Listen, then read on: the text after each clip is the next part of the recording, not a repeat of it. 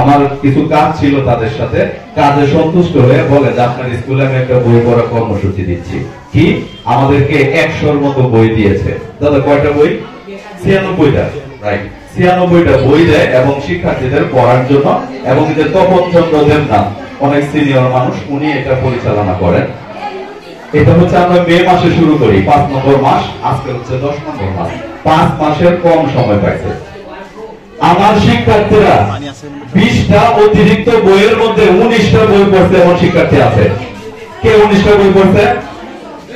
আমার কাছে তালিকা আছে। 19টা বই পড়েছে, 18টা বই পড়েছে, এরকম শিক্ষার্থী আছে। তাহলে দেখেন, না পড়ার যুগে, ডিজিটাল যুগে, মোবাইলের যুগে, আসক্তির যুগে বই পড়ার মধ্যেও কিন্তু আমার কিছু ছাত্র আছে। আমরা সেটা করতে পেরেছি এবং আপনারা হয়তো দেখেছেন।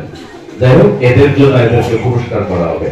আমরা আরেকটা কাজ করেছি যে আসলে এই যে মানদাদার আমল থেকে চলে আসা প্রথম, দ্বিতীয়, তৃতীয়, সপ্তম, অষ্টম, এগুলো আমরা বন্ধ করে দিয়েছি।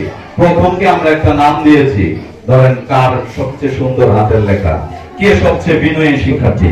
এভাবেও আপনাদের সন্তান থেকে আমরা কিছু সন্তান খুঁজে বের করেছি। তবে এর পরিমাণটা অনেক, কিন্তু আপনারা জানেন যে পুরস্কার অনেকটা দেওয়া, ফার্স্ট তো অনেকটা বানানো সম্ভব হয় না, অনেক আছে। তার মধ্যে থেকে আমরা কিছু বাছাই করেছি। এটাও এই অনুষ্ঠানের শেষ অংশে আপনারা দেখবেন। এখানে আমরা 32 জনকে খুঁজে বের করেছি। এদের মধ্যে অদম্য শিক্ষার্থী আছে। অদম্যকে প্রতিবন্ধী হয়েও পড়াশোনার সাথে যুক্ত আছে। আপনার সন্তান সম্পূর্ণ 100% ফিট, তার ফলাফল যা, একজন প্রতিবন্ধী মানুষের অনেক প্রতিবন্ধকতা থাকার পরে তার ফলাফল তাই, আমরা তাকে অদম্য বলছি। আমার এখানে এমন বাচ্চা আছে টেইলার্সের কাজ করে, পড়াশোনাও চালায় যায় আছে। আমরা সেগুলো খুঁজে বের করেছি। তারাই আজকে আপনাদেরকে বলবে যে পড়াশোনার জন্য কর্ম বাধা না, কর্ম করলেও পড়াশোনা চালানো যায়। এই চেঞ্জটা আমরা দেখানোর চেষ্টা করেছি। আপনারা মূল্যায়ন করবেন যে কতটুকু পারছি। এখানে সেরা কিছু উদীয়মান শিক্ষার্থী আছে। আপনারা যদি একটু পরিচর্যা করেন, সময় দেন, পড়াশোনাটারে গাইড করেন, তাদের ফলাফলটা ভালো হতে পারে।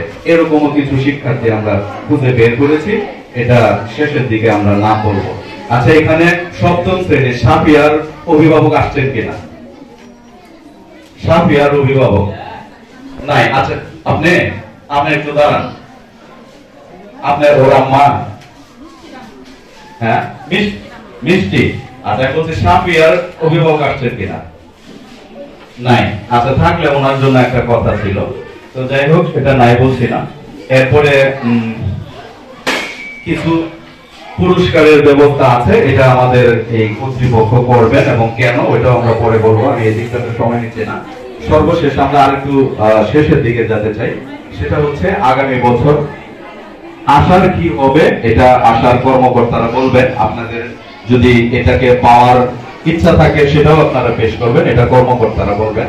কিন্তু আমি অনুরোধ জানাবো স্কুলের পক্ষ থেকে যে যদি আবারও এই প্রোগ্রামটা আমাদের স্কুলে রাখেন, আমার দুর্বল শিক্ষার্থীরা, দুর্বল অভিভাবকরা অনেক উপকৃত হবে। কারণ 100 টাকার বিনিময়ে এরকম একটা কোচিং আর বাংলাদেশে কোথাও সম্ভব না। আমি ধন্যবাদ জানাই আপনাদেরকে, এই সুযোগটা আমাদেরকে দিচ্ছেন। এবং একটা জেলার মধ্যে একটাই আছে, সেটা হচ্ছে আমার জেলা। এই হিসাবে আমরা অনেক ভাগ্যবান। আপনারা এই সুযোগ থেকে আমাদেরকে বঞ্চিত করবেন না, এটা শীর্ষ কর্মকর্তা মিত্র বলে যাবেন। আগামী বছর 6ষ্ঠ শ্রেণীতে একটা ভর্তির বিষয় আছে, আপনারা জানেন। আপনারা যাদের শিক্ষার্থী আছে যে 6ষ্ঠ শ্রেণীতে আসবে, আমার বিশ্বাস যে আমার প্রতিষ্ঠানটার কথা ভেবে দেখবেন যে এখানে দেওয়া যায় কিনা। আপনারা দেখেছেন যে একটা উল্লেখযোগ্য পরিবর্তন সব দিক থেকে কিন্তু হচ্ছে। হয়তো সেটা অল্প, আমরা চেষ্টা করছি বাড়ানোর। এই ভর্তির ব্যাপারে আপনারা সচেষ্ট থাকবেন, দিবেন। আর যারা 6-এ আসবে, এরা যদি প্রোগ্রামটা থাকে, আগামী বছরও কিন্তু এই সুবিধাটা তারা পাবে। এই দাওয়াতটা আমি দিয়ে রাখলাম, জানালাম। তো আসলে অনেক সময় নিলাম, কথা বললে সারাদিন ধরে বলা যাবে, কিন্তু আজকে আমি আমার কথা বলতে চাই না। আজকে আপনাদের সন্তানদের পরিবর্তন দেখতে চাই, পরিবর্তনের কথা শুনতে চাই, আপনাদের থেকেও কিছু পরামর্শ চাই। অন্তত আমি চাই আমাকে বলে যাবেন যে এটা করবেন না, এটা করবে না। আমি অনেক খুশি হব যদি এরকম পরামর্শ দেন। আর আপনারা পাশে না থাকলে এই বড় জার্নি, সবচেয়ে কঠিন কাজ হচ্ছে সন্তান মানুষ করা। কঠিন কাজ এই যুগে। এটা একলা পারবেন না, শুধু বাবাও পারবেন না, মাও পারবেন না। এখানে গভর্নিং বডি লাগবে, এখানে শিক্ষক লাগবে, এখানে সমাজের আরো 2-4 জনকে লাগবে।